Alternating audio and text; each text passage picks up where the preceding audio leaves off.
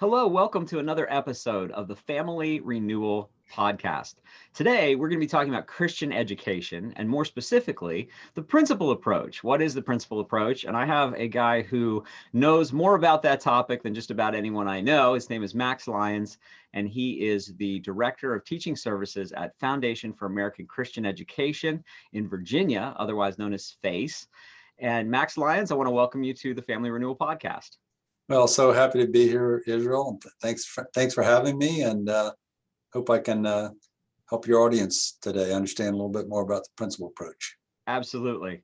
Well, you and I get to interface in a group that we're a part of that's called the Christian Education Initiative, and it is a group of people who are involved in Christian education at various levels. Some Christian school administrators, teachers, publishers, as well as homeschooling leaders and advocates.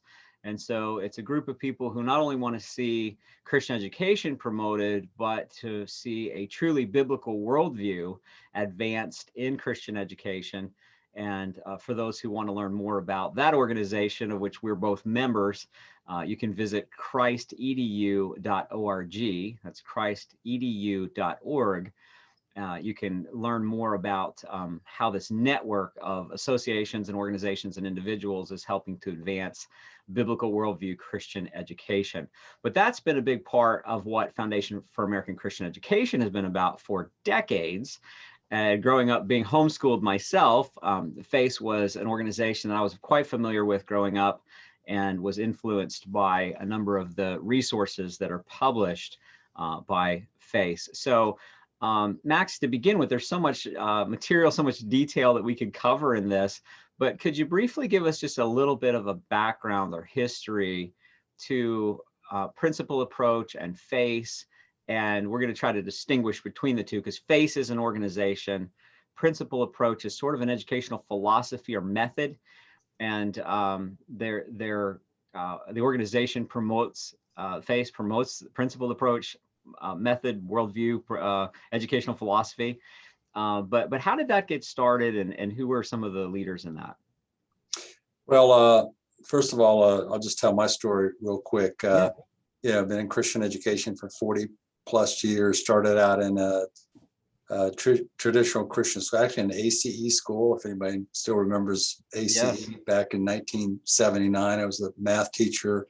I was there for 7.5 years before transitioning to Stonebridge School in 1988, which is, the principal approach school started by Carol Adams and just had this 40th anniversary. And I was there for 19 years teaching and administrating and helping grow the school from a couple hundred students to 450 students and develop a high school, et cetera. Then after that, I worked in a traditional Christian school in the area as a guidance counselor and really helped develop that school in terms of biblical worldview and dual enrollment and everything before coming to FACE. I've been at FACE now for 8 years in this position, and I just really feel like this is the spot for me because all my experience in Christian education and administration, I have a pretty strong administration gift. So I'm able to help other schools, school startups, homeschoolers. My wife actually is better with homeschoolers than I am because she homeschooled our children for 25 years using the principal approach. So, but I can help those out as well. So, so that's me. I actually came into Stonebridge School in its 8th year, but it was kind of at the formative stage of development of principal approach schools within the nation. But it really started back in the 1940s. Verna Hall, who was actually a music teacher, he was a piano teacher, become historian, researcher, primary source guru. She started, looking at, back in the 1940s, she saw our nation headed into socialism. Imagine that. We all thought that just happened in the last few years, but it's been going a long time. And that set her, long story short, on a journey of discovering what was America founded upon. And she had a sense that it wasn't that, it was something other than socialism. We were moving away from the right direction, but she didn't really know. So she dug into the writings of our founders and the people that our founders study, the European and French philosophers, Montesquieu and Blackstone and John Locke, etc. And she's the one that really got FACE going in terms of we're moving away from our Christian founding, biblical principles towards socialism. We can get it back. We just have to understand and reteach those correct principles and re-understand the source of them, reread the founder. She published, instead of her own book, she published compilations of primary sources because she thought, let people read the same thing I read and come to their own conclusions. I'm not going to tell them what to think. So she was joined by Rosalie Slater, who was an educator working on a Ph.D. program at Stanford. They were Californians. FACE has moved to Virginia because of Carol Adams has taken over as president, but they were from San Francisco. Rosalie joined Verna and developed a whole educational program based upon her work. So that's where the K through 12 principal approach program and branding that came from Rosalie working with Verna. So this has been going on a long time. A lot of people don't know about it. We are a subset of Christian education. We're Orthodox, but in terms of all the standards and philosophy of Christian education, but we're a very small subset, even smaller than classical. So a lot of people don't know about us. Well, one of the things that has been demonstrated through the Peers test, which some people don't know about that test, we're going to have Dan Smithwick on a future podcast to talk about that.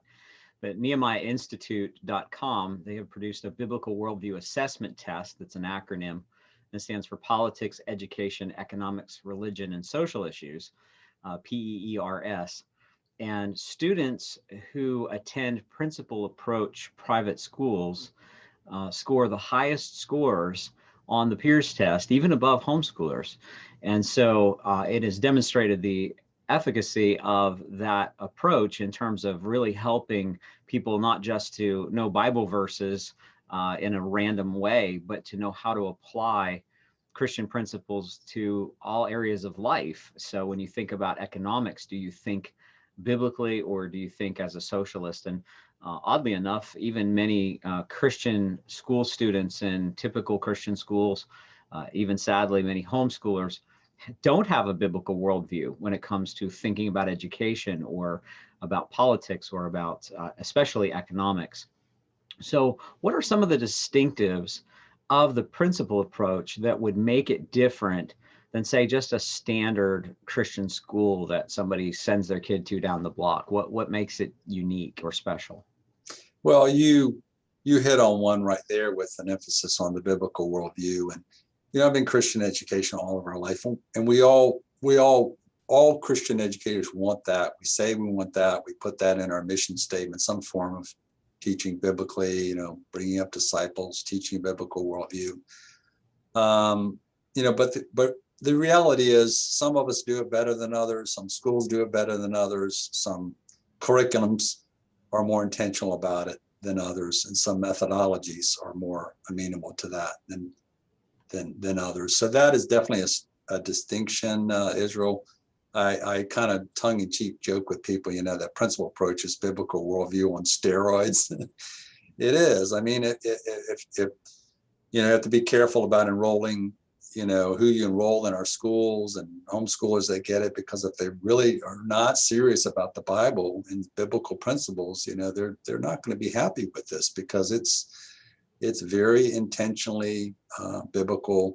And this stuff doesn't just happen by accident. We have to teach biblical worldview. It doesn't just get, it is, our worldview is caught. Don't get me wrong. It's taught and caught, but because it's caught, I think we need to teach it more. Mm-hmm. And so we're very intentional about it. We also need to teach it to the teachers, because let's face it, we're, most of us, including myself, products of secular education. So we don't know anything about biblical worldview. I remember the first time I learned there was something, this thing called creationism. I was like, you mean there's something else in science other than evolution? That's all I ever knew. I didn't know there was any alternate views. Of course, I ate it up, because I thought, gosh, this makes a whole lot more sense, and it fits with what I believe about the Bible. But so we do that in principal approach education. As a matter of fact, we've got a summer training program. We're just getting ready to go into that in a few weeks. We have a foundations course and then 2 other subsequent years where teachers come and get trained in this methodology. But the first course, that foundations course, we spent a lot of time on biblical worldview because people just don't know it. So get it, Luke 6:40, right? Student's not above his teacher, but every student after he's fully trained is like his teacher. And so got to get the biblical worldview into the teacher or parent or pastor. A lot of us are educators. You don't have to be a formal teacher in a classroom to be an educator. Right. Pretty much if you talk, if you write, if you speak with other people, you are in a sense, an educator. So we got to get it into us, and then we can get it into the students. So that's one distinctive. Another distinctive I mentioned earlier about Vernal Hall publishing these primary sources. We tend to principal approach education. We want to do a lot more with primary sources than secondary sources. Your textbooks and your workbooks. We do use secondary sources. We want to choose the best ones, of course. Everybody would want the best source, whether it's primary or secondary. But we do a lot, especially in the humanities, when it comes to, Bible and history and government and economics. We want to go back and read the actual writings of the people themselves instead of having it interpreted through someone else. So those are a couple of the strong suits. It's based upon thinking and reasoning. It's not a lot of rote memorization. There's some memorization, of course. You've got to have some material to think with, but it's not just memorization. It's, we really want to teach the students to reason and think. And consequently, it's very strong in the area of writing. Every student's writing complete sentences when they're younger, then complete paragraphs, and then, developing their right oral and written communication skills. That's a strong suit of principal approach methodology. One thing that I've always felt was both a strength and a hindrance to principal approach and people getting connected with it is that the expectation, as you just said, is that the parent will seek to internalize and understand these principles as a homeschooling parent, and then to communicate and teach them to their children.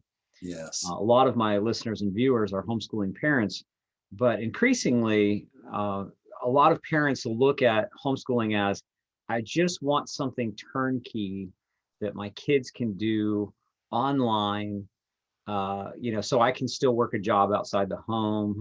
And so I don't have to do anything. They just turn it on, and it keeps all the tracking and all the accountability, and they've got somebody else basically facilitating this, and I'm as hands off as possible. In my view, one of the strengths of principal approach is the fact that you're not just seeking to teach children, you're seeking to create a multi-generational learning experience where you're training teachers how to train teachers. Yes. And we actually see that in Joel. I think it's I shouldn't quote it because I'll forget the wrong verse, but where it says to teach your children and their children teach their children and their children teach their children. And so the concept is that there's this multi-generational aspect to it. So in my view, as a guy who really wants to promote biblical worldview, I want the parents to get this. Deuteronomy 6 talks about that, how it says, this law which I give you this day shall be on your heart, and then you teach it diligently to your children. Yes. So what encouragement can you give to people if they start looking into principal approach and then they say, oh, wait a minute, you mean I'm actually going to have to internalize some of these ideas? I'm going to have to understand these concepts? Oh, okay, that sounds like a big investment on my part. What encouragement do you give to that parent that starts to feel a little intimidated by that? Well, let's let's dip into an economic principle for a minute, and that's cost benefit analysis. And you laid that out quite well, Israel. And I'd say, there's obviously a benefit for us as parents and teachers. I actually think my years as a teacher, I learned more than my students did, because, the old adage, the person doing the teaching is the person doing the learning, right? So, this grows you professionally, it grows you spiritually. Frankly, that's one reason a lot of teachers like to teach and a lot of parents like to homeschool their own children, is, they're learning along with them. So yes, it takes time, and, you just have to manage that. Some people have more time than others because of other responsibilities. But I would encourage people in looking at the principal approach to don't think it is all or nothing.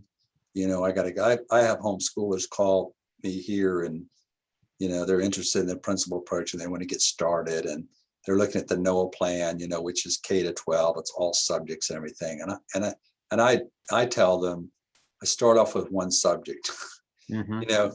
If you try to do, and a lot of people are disappointed with that. They want to just buy the whole thing and do the whole thing. And I said, you can't do that. You'll kill yourself. I Pretty said, rigorous.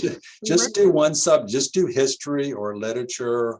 I offer resources that we have there that are very user friendly. There's some that we have that are more developed in terms of lesson plans for the parent, and just the history and the literature are the two that are the most user friendly in that regard. And I even will point them to things that others have published. Ruth Smith at the Pilgrim Institute has got a set of elementary history books that are absolutely fabulous, and they're a principal approach. So I point them to that and say, get started with that.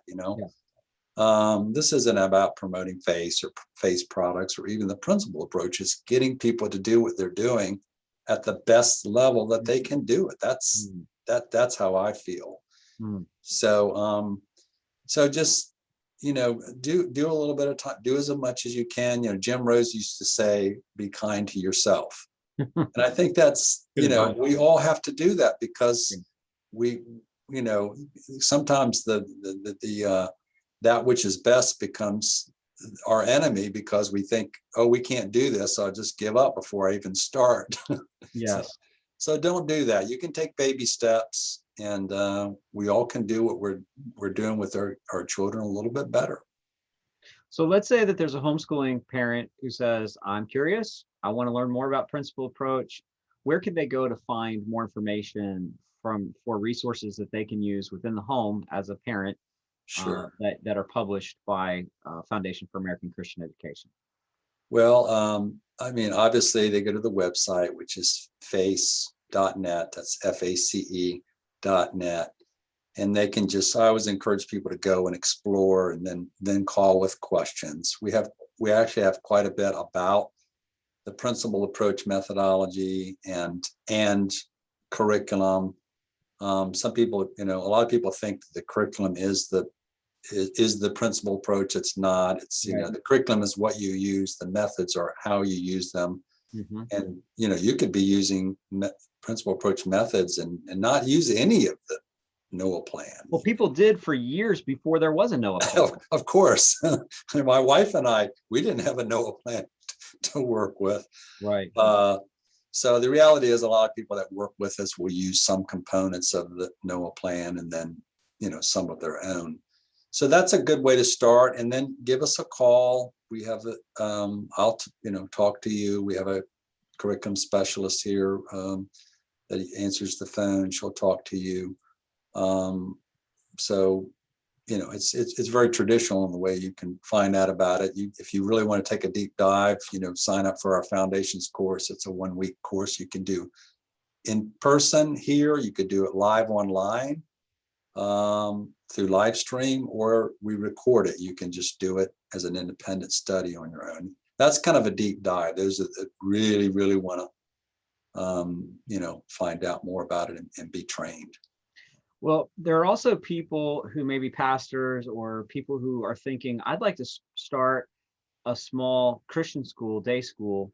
A lot of what you do is kind of facilitate the development of these principal approach schools. some of which probably look a lot like glorified homeschool co-ops or homeschooling pods in some way. Yes. But Yes. but basically, you could have a church that wants to do an outreach because there are some parents who just simply are not going to homeschool. They're not at a place in life where they feel like they can do that. It's not a choice they'll make. And so there are churches who want to provide a Christian education, and not just Christian in name only, but a Christian education for those students. And you do a lot of training and facilitating for people who want to start up a school. How can those people get plugged in with you as well and get training?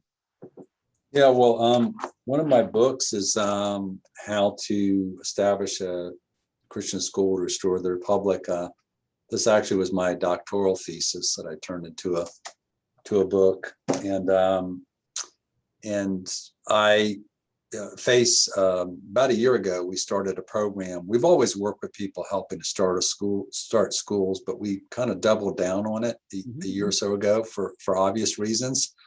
So we started a program called it's called Leading Schools, and we have now a formal program. It's a 2-year program that we work with an individual or a church or whoever's interested in starting a school.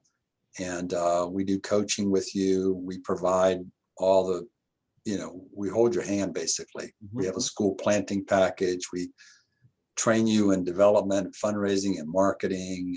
And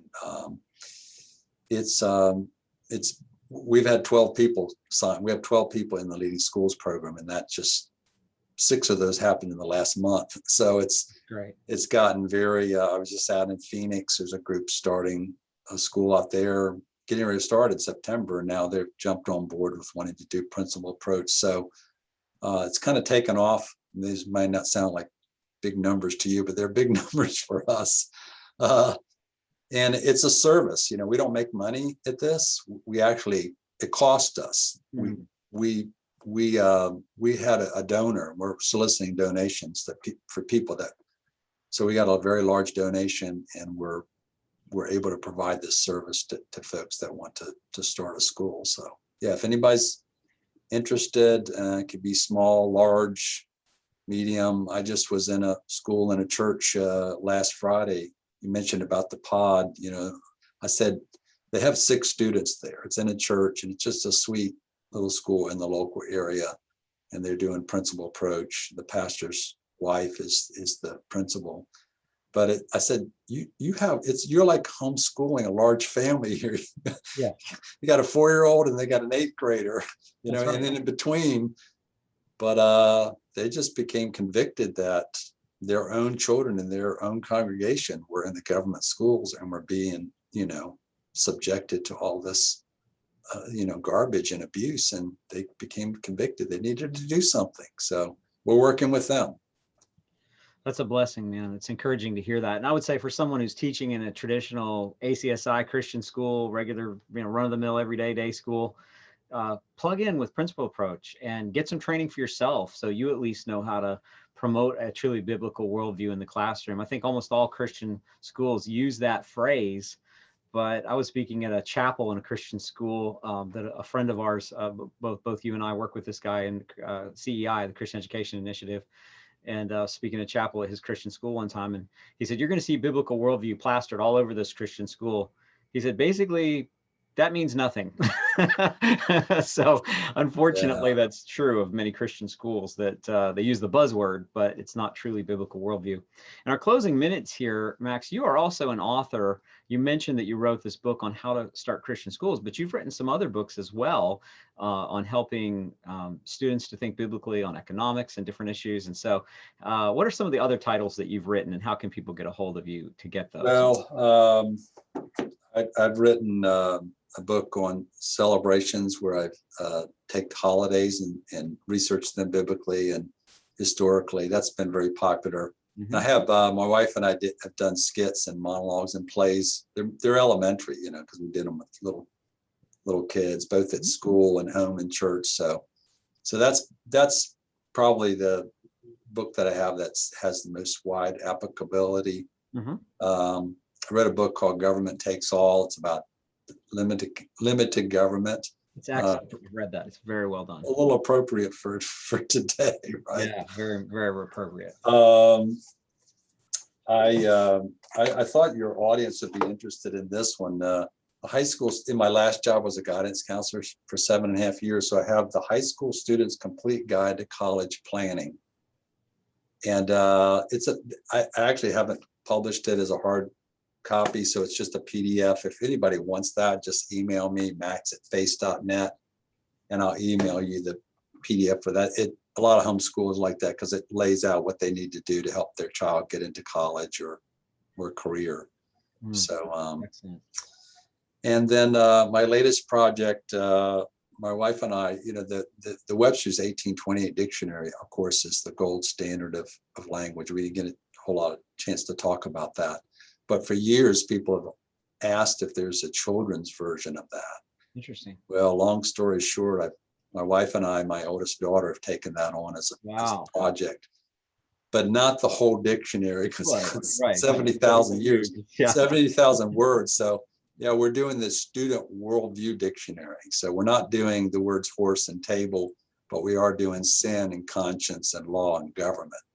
So very excited about that. That's going to be coming out in hopefully the next couple of months. So it's amazing. Well, that's a great resource. Yeah, my family has always used the Webster's 1828 dictionary. It is my favorite dictionary because Noah Webster gave definitions that reflected a biblical worldview. Many had scripture passages, and that's all been edited out in all the new Merriam-Webster dictionaries and so forth.